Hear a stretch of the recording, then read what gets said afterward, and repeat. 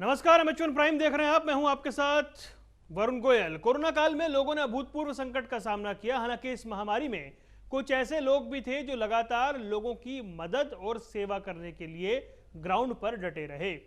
Delhi BJP के पूर्व अध्यक्ष सतीश उपाध्याय भी लगातार लोगों के बीच इस मुश्किल वक्त में बने रहे और हर संभव मदद पहुंचाने की कोशिश करते रहे। जरूरतमंदों को राशन पहुंचाने से लेकर दूसरी मदद करने में वो जुटे रहे। हमारे साथ सतीश उपाध्याय जुड़ गए हैं। सतीश जी, बहुत बहुत स्वागत है आपका। जी नमस्कार गोयल साहब। जी सतीश जी, सबसे पहले हम जानना चाहेंगे, देखिए अभूतपूर्व संकट रहा ये, ऐसे हालात बने जो किसी ने कभी सोचे नहीं थे। और ऐसी परिस्थिति में वो लोग जो समाज से कनेक्टेड हैं, आप जैसे लोग, क्या उनके दिल में चल रहा था? अपने आप को बचाएं, अपनी सेफ्टी करें, या जनता जो इस वक्त आपसे मदद की उम्मीद लगा रही है उसकी ओर देखें?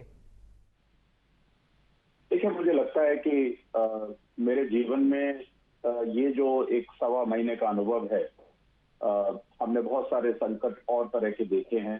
पिछले वाला कोरोना काल भी देखा था, और अगर इस बार के कोरोना काल को मैं कहूं तो ये एक तरह की प्रलय थी।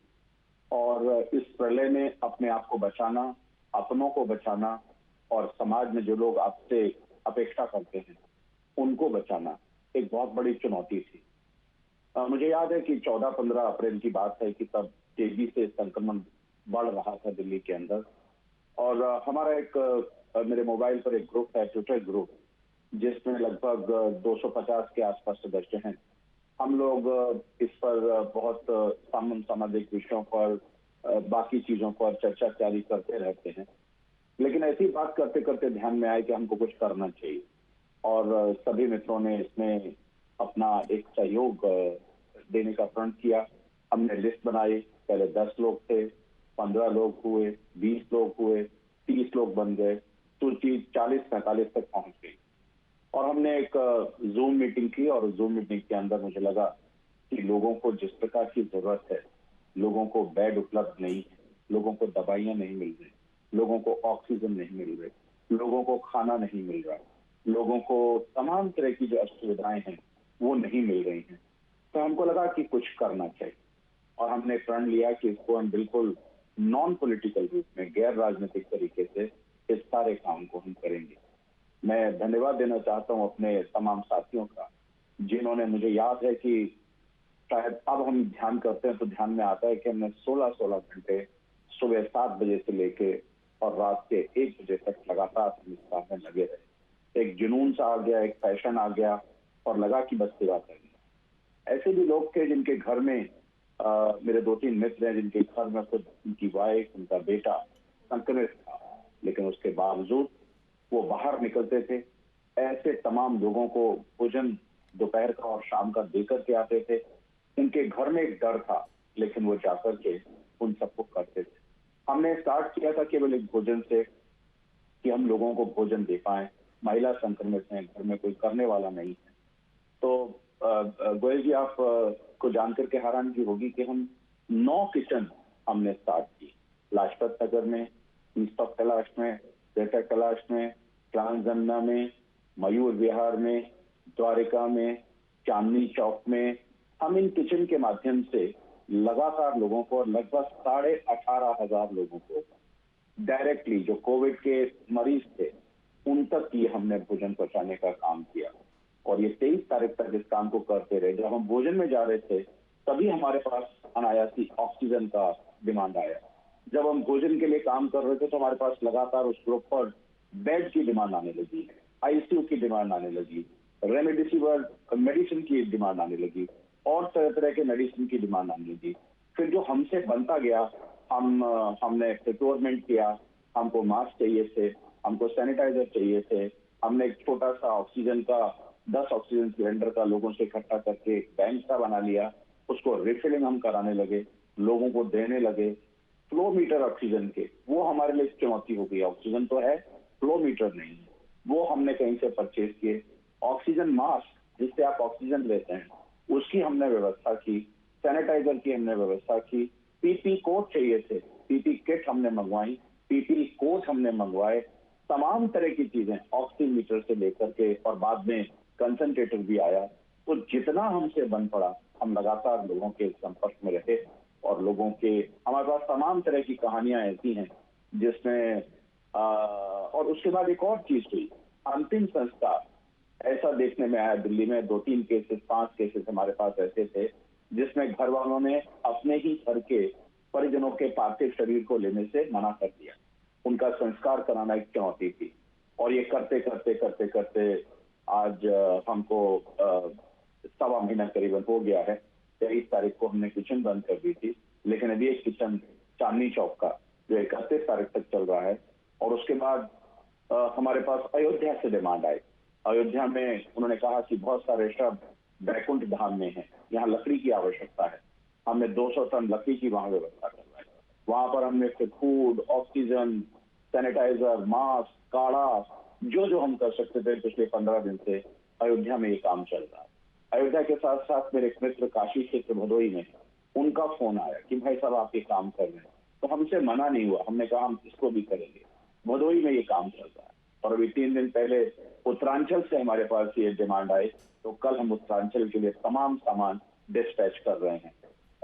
लोगों का सहयोग था, मन में जुनून था, और मुझे लगता है कि शायद बड़ों ने जो कहा है कि अगर आप अच्छा काम करें, अच्छे मन से करें, सेवा भाव से करें, तो कभी किसी चीज की कमी नहीं पड़ती है। और मेरे जो मित्र थे, खास करके 20-21 जो दोस्त थे, उन्होंने अभूतपूर्व काम इस सारे कोरोना काल में किया। जी सतीश जी, वो दौर ऐसा था, वो 15-20 दिन ऐसे थे जब हम बात कर रहे थे तो SOS कॉल्स इतने ज़्यादा थे और सोशल मीडिया पर या फेसबुक व्हाट्सएप के जरिए वायरल इतना होता था कि वहां से मदद मिल रही है। अब जहां से मदद मिल रही है उनके पास इतने फ़ोन आते थे कि कई लोग अपने फ़ोन बंद कर लेते थे। क्या आपको ऐसी परिस्थिति का सामना करना पड़ा, और अगर हुआ तो फिर आपने हैंडल कैसे किया? नहीं, मेरे पास हमने आज तक मैं ये आपको बता सकता हूँ कि हमने कभी फोन बंद नहीं किया। मेरे पास तो ऐसे फोन भी आए क्योंकि हमारे पास एक ग्रुप बड़ा था और मैं मेरे पास वो पूरी चैट उपलब्ध है।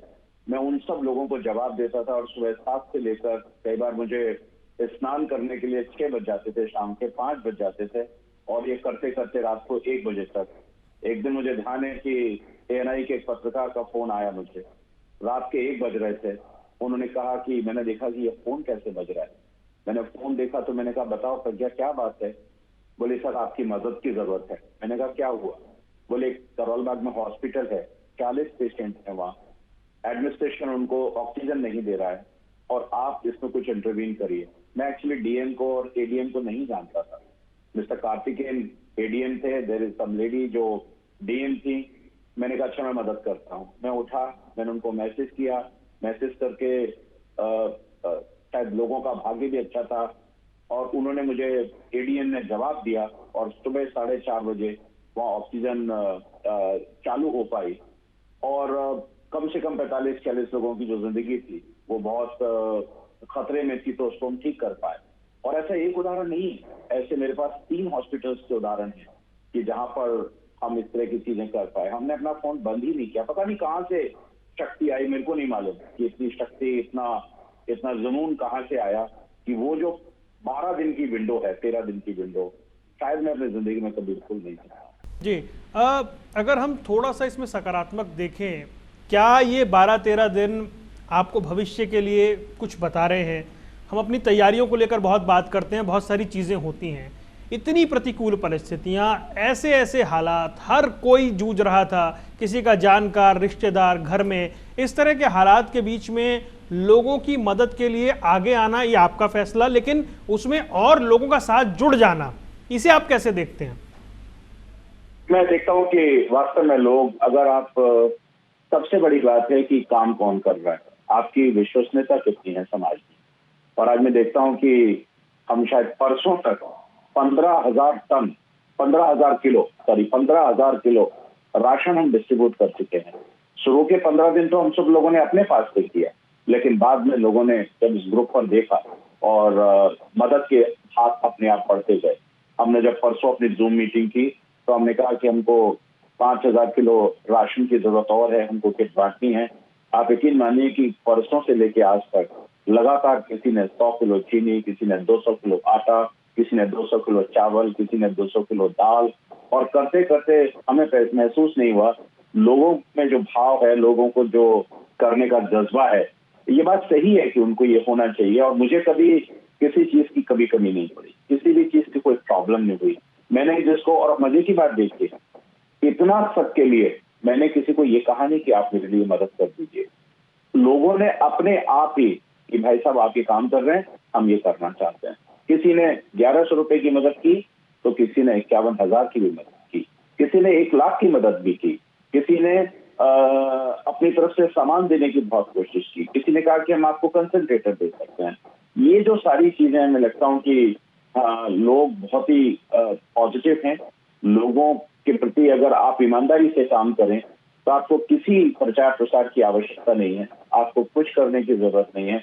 आप लोगों के लिए काम करिए, क्योंकि हमारे धर्म में, हमारी संस्कृति में और हमारा जो विचारधारा है, उस विचारधारा में भी हमको यही सिखाया गया है कि मानव धर्म सबसे बड़ा धर्म है। पहले हम उसके लिए जो कर सकते हैं वो हमको करना चाहिए, और सही परिणाम है कि आज हम 3 लोकेशन पर, और मैं आपको आज ही बताता हूँ कि अभी मेरे पास इससे मध्य प्रदेश के विद्यार्थी परिषद कोई कार्यकर्ता है, उन्होंने देखा होगा कि हम ये कर रहे हैं, तो उन्होंने हमसे पीपी किट, सामान की तमाम तरह की लिस्ट हमसे उन्होंने मांगी है। निश्चित रूप से कल परसों में उनको भी हम भेजेंगे।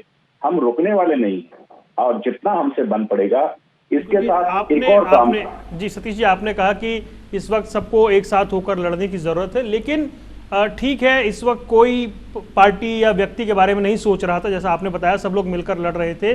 लेकिन फिर भी इस पूरे हालात में, देश की राजधानी में जो हालात बने, उस पर जिस तरीके से राजनीतिक टीका टिप्पणी हुई, जिस तरह के आरोप प्रत्यारोप लगे, लोग उससे भी बड़े पीड़ित नजर आए, या लोगों के दिल में एक क्षोभ था कि ये हो क्या रहा है। दिल्ली में वाकई में हो क्या रहा था? देखिए, मैं फिर आपको कहता हूं कि मेरे काम का आधार अगर आप देखेंगे तो जो विस्तार है वो अयोध्या पहुंचा, काशी पहुंचा, उत्तरांचल पहुंचा, और अब मैं मध्य प्रदेश की बात कर रहा हूं। तो मैंने कोई इसको किसी क्षेत्र विशेष को लेकर के काम की प्रारंभ ही नहीं किया था।